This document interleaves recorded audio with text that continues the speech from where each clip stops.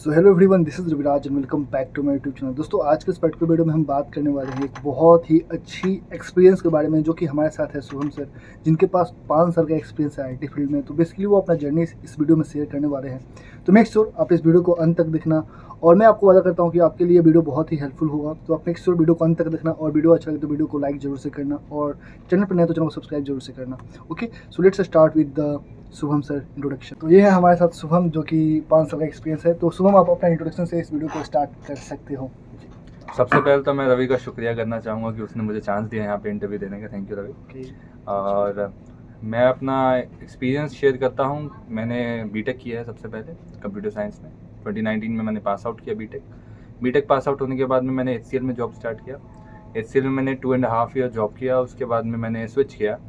Then I started working in another organization, that is Entity Data. I worked there for a few months, and after that I started working in Wipro Technologies, and right now I'm working in Wipro Technologies as a network administrator level 2. Okay, सो आपने बताया कि आपने BTech कर रखा है, और तो आपका जो ये बीटेक के बाद जो फर्स्ट कंपनी थी वो कैंपस सिलेक्शन था, या फिर कोई और मीडियम से आपने उस पार्टिकुलर कंपनी को ज्वाइन किया था? It was a campus selection. It was campus selection. Okay, तो सुबह में जैसे आपने बताया कि आपने अपना जो फर्स्ट जॉब लिया था वो कैंपस सिलेक्शन से लिया था, तो आपने क्या चैलेंजेस फेस किया था वो जॉब पाने के लिए? आप ऑडियंस से शेयर कर सकते हो। बहुत सारे इंटरव्यूज़ होते थे जिस यूनिवर्सिटी में मैं था। तो इंटरव्यू होता था, राउंड्स होते थे, 2-3 राउंड होते थे। एक होता था टेक्निकल राउंड, एक होता था communication round, then HR round. बहुत सारे राउंड्स होते थे। उसके बाद में सिलेक्शन होता था कंपनीज़ में। तो मैंने काफ़ी सारी कंपनीज़ का इंटरव्यू दिया था at that moment. HCL, Wipro, TCS, Infosys, सभी का इंटरव्यू दिया था। काफ़ी हद तक कुछ कंपनीज़ में मैं फर्स्ट राउंड तक पहुंचता था, कुछ में सेकंड राउंड तक, लास्ट राउंड तो नहीं पहुंच पाता था। देन लास्ट में एट द एंड मुझे HCL में प्लेसमेंट मिली। Then I joined HCL after that. जैसे कि अभी जो एचसीएल हायर करती है फ्रेशर के लिए, उसका जो होता है कि बीटेक करने के बाद 4.25 से स्टार्ट करते हैं, उस टाइम पैकेज क्या था? कुछ इसी के आसपास था या फिर कुछ उसमें फ्लक्चुएशन थी? नहीं, अभी तो काफ़ी अच्छा पैकेज मिल रहा है 4.25। उस टाइम पे इतना नहीं मिला करता था पैकेज। उस टाइम पे पैकेज समवट अराउंड 2.5, 3 ऐसा रहता था पैकेज, ज़्यादा पैकेज नहीं होता था।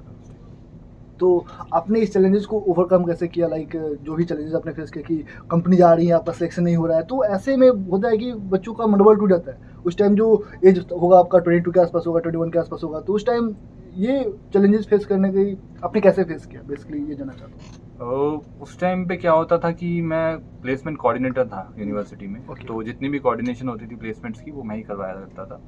तो प्लेसमेंट कोऑर्डिनेशन करवाने के साथ साथ में मेरा क्या काम रहता था कि जो HRs आते थे उनको एकोमोडेशन प्रोवाइड करवाना यूनिवर्सिटी के अंदर, क्योंकि हमारी यूनिवर्सिटी काफ़ी एस्टैब्लिश यूनिवर्सिटी थी जहाँ से मैं पास आउट हूँ। तो एकोमोडेशन कौन प्रोवाइड सा यूनिवर्सिटी था वैसे? गुरु जम्बेश्वर यूनिवर्सिटी। तो मैं वहाँ से पास आउट हूँ, और अकोमोडेशन प्रोवाइड करवाना और HRs को मतलब कि टेक्निकल रूम तक लेके जाना, ये सब काम मेरा ही होता था। नहीं तो मैं जो था स्टूडेंट्स को अलाइन करता था, वो लोग ये काम करवाया करते थे। तो बेसिकली मेरा क्या था कि मुझे सैलरी नहीं मिलती, लेकिन मैं जॉब तो तब भी कर रहा था। Okay. ये रहता था मेरा। काफ़ी जॉब के प्रति डेडिकेशन था कि पैसे तो बाद में देखेंगे, पहले वर्क जी। पर फोकस करते हैं। Okay okay. सो शुभम, जैसे कि आप आजकल देख रहे हो कि आजकल रिसेशन का ऐसा पीरियड चल रहा है जहाँ पे बच्चों को जॉब लग ही नहीं रही है। जी। तो इस मोमेंट में आप ऑडियंस को क्या करो, जो अभी 2023 पास आउट होने वाले हैं, बहुत सारे ऐसे बच्चे हैं जिनका भी जॉब ही नहीं लगा है, बहुत उन्होंने तैयारी अच्छी कर रखी है। ऐसे में बहुत सारे बच्चों को जानता हूँ जिन्होंने बहुत अच्छी तैयारी कर रखी है, फिर भी उनका प्लेसमेंट नहीं हुआ है, और वो बहुत डिप्रेस फील करते हैं जॉब ना होने की वजह से। तो आप इस उनको क्या सजेस्ट करोगे? मेरा मेन सजेशन ये रहेगा कि आप अपने स्किल्स पे फोकस करें। सबसे पहले एजुकेशन पे तो फोकस करें ही करें, लेकिन स्किल्स पे फोकस करें। अगर आप CS पढ़ रहे हैं तो आप वो देखें कि कौन से स्किल्स हैं जो अभी मैटर करते हैं और जिन पे जॉब्स अच्छी मिल सकती है। लाइक डेटा साइंस है अभी इस टाइम पे, डेटा साइंस है, डेटा एनालिटिक्स है, AI है। ये फ्यूचर में इनका बहुत स्कोप है। तो अगर हम इन पे फोकस करेंगे तो हमें अच्छी जॉब्स मिल सकती हैं आगे फ्यूचर में। ओके, तो शुभम, रिसेशन पे बात हुई। जी। जैसे कि आजकल बहुत कंपनीज हैं, बहुत ऐसे फ्रेशर हैं जिनको अभी तक जॉब लगी नहीं है। ये इसका इम्पैक्ट तो पड़ा है, इम्पैक्ट दिख रहा है कि रिसेशन का इम्पैक्ट बच्चों पर, स्टूडेंट पे, जो फ्रेशर उन पर पड़ा है।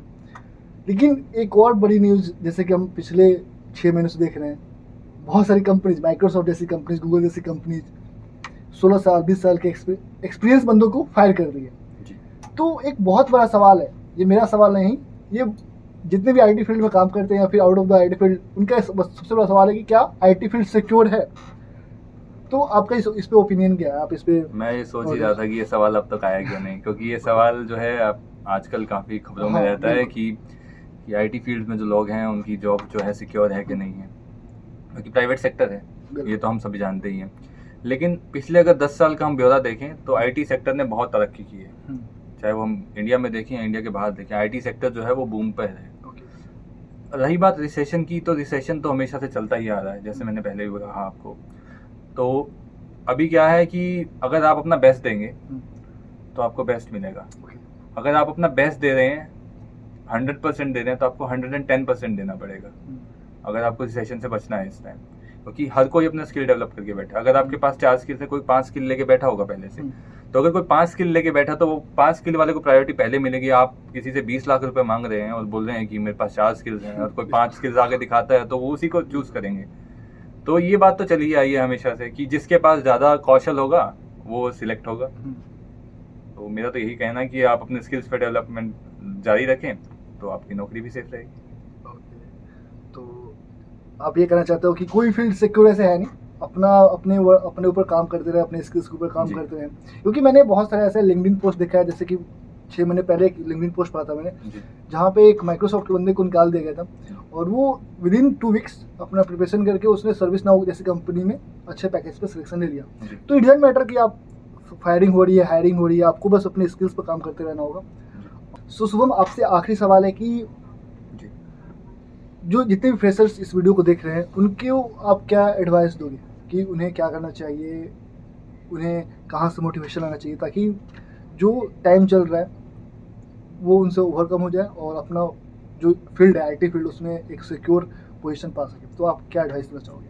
देखिए, मैं आपको एक एग्जांपल तो दे रहा हूँ, लेकिन आप उस एग्जांपल को पॉजिटिविटी से लीजिएगा, क्योंकि ये नहीं कि आप कॉलेज छोड़ दें उस एग्जांपल को लेके, क्योंकि आप सब लोग फेसबुक चलाते हैं, शायद सब लोग चलाते थे और चलाते हैं, और बहुत बड़ी कंपनी है फेसबुक। लेकिन फेसबुक का जो ऑनर है, जिसने फेसबुक को फाउंडर है जो उसका, तो वो उसने फेसबुक जो बनाई थी अपना कॉलेज ड्रॉप आउट करने के बाद बनाई थी। तो अगर हम एक एग्जांपल ये लेके चलते हैं, उन्होंने कॉलेज ड्रॉप आउट कर दिया और फिर एक फेसबुक जैसी कंपनी एस्टैब्लिश कर ली, तो एक पॉजिटिव एग्जांपल है। लेकिन ये नहीं कि हम अपनी पढ़ाई ही छोड़ दें उसके लिए। उसने पढ़ाई की, अपनी पढ़ाई को मेन फोकस बना के, उसे अब लगा कि जो पढ़ाई जो है किताबी पढ़ाई उसे नहीं ले जा पाएगी आगे, इसलिए उसने वो कॉलेज छोड़ दिया और अपना कंपनी बना ली। अब अगर एक और एग्जांपल लेते हैं हम, फेसबुक का ही एक एम्प्लॉय जिसे फेसबुक ने शायद नहीं समझा कि लायक है वो, और वो फेसबुक से बाहर चला गया और उसने अपनी एक नई कंपनी बनाई, स्टार्टअप बनाई, जिसे कहते हैं व्हाट्सएप। अब बाद में उसी स्टार्टअप को फेसबुक ने ही खरीद लिया। तो आप लोग सभी यूज़ करते हैं, आप फेसबुक जो मेटा हो गई है, तो वही मेटा है, और जिसने इंस्टाग्राम भी खरीद लिया है। तो ये वही उसी कॉलेज ड्रॉप आउट की कंपनी है। अगर हम पॉजिटिविटी से लें तो ये भी एक पॉजिटिविटी वाली बात है, अगर नहीं लें तो क्या ही कह सकते हैं, ये सब चीज़ें। तो अभी भी सवाल है कि एडवाइस क्या देना चाहोगे? तो एग्जांपल हो गया, एज जो भी जितने भी फ्रेशर्स उनको आप एडवाइस क्या देना चाहोगे कि उन्हें क्या करना चाहिए? वो डिपेंड करता है कि आप अगर सिर्फ आईटी फील्ड में जा रहे हैं या फिर आईटी से अलावा कहीं फील्ड में है, क्योंकि आईटी फील्ड में हर एक फील्ड से आ जाता है लोग। अगर आप देखेंगे सिविल से लोग भी आईटी में आ रहे हैं इस समय, मैकेनिकल वाले भी आईटी में आ जाएंगे, और जो है इलेक्ट्रॉनिक्स वाले तो आते ही हैं, स्टार्टिंग से ही आते हैं, क्योंकि उनका कुछ पार्ट रहता है आईटी का। तो आपको इन सभी से लड़के आगे निकलना है, मेन ये चीज़ है। मतलब रेस तो है, लेकिन आपको रेस में ज़रूरी नहीं है कि फर्स्ट आना है, आपको बाकियों से आगे निकलना है। तो ये रहता है फ्रेशर्स का। और क्या है कि जॉब्स तो बहुत हैं, रिसेशन भी बहुत है, जॉब्स भी बहुत है, लेकिन आपके ऊपर डिपेंड करता है कि आप कौन सी जॉब ग्रैब कर पाते हैं। अपने स्किल्स को काम कीजिए, अपने जो भी नए जी, स्किल्स वाली बात तो मैं कह ही चुका हूँ, स्किल्स पे तो काम करना ही करना है। स्किल्स के अलावा हमें अपने कम्युनिकेशन पे काम करना है, और अपने आप को प्रेजेंट कैसे करना है हमें, हम कितना प्रेजेंट कर पाते हैं। अब ज़रूरी नहीं कि आपके अंदर 10 के स्किल की नॉलेज हो और आप उसे 10 के स्किल पे प्रेजेंट कर पाएँ। आप अगर प्रेजेंट उसे 7 पे कर पाएंगे तो आपको 7 ही रेटिंग मिलेगी ना आगे से। तो अपने आप को प्रेजेंट करना भी, प्रेजेंटेशन भी बहुत ज़रूरी है, नॉलेज भी बहुत ज़रूरी है, और स्किल्स भी बहुत ज़रूरी है। तो मैं तो यही कहना चाहूँगा कि इन सब का कॉम्बिनेशन बना के चलें तो ही आप कुछ कर पाएंगे आगे। और आपको बताना चाहूँगा कि शुभम का जो, मैं एक्चुअली ये हमारे साथ रहते हैं तो मैं इनको बहुत अच्छे से जानता हूँ, तो ये शायरी बहुत करते हैं। तो मैं चाहता हूँ कि एक शायरी ऑडियंस के नाम कर दो जाते जाते। नहीं, शायरी तो नहीं आज, लेकिन एक बात ज़रूर कहेंगे कि आप अपनी मातृभाषा को याद रखें, क्योंकि हिंदी में बात है और हिंदी में जज्बात है। बिल्कुल। चलो Shubham, thank you so much for this video. Okay. बहुत बहुत And audience, so see you in the next video. Till then, take care. Have a nice day. Bye bye.